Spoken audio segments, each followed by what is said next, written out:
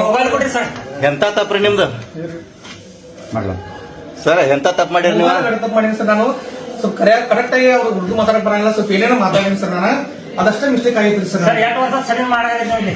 18 ವರ್ಷ ಆಯ್ತ್ರಿ ಸರ್.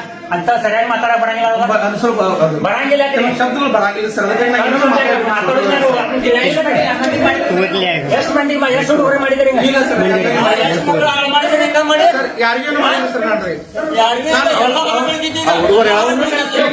ಹುಡುಗರು ಹೇಳತ್ತಾರಲ್ಲ,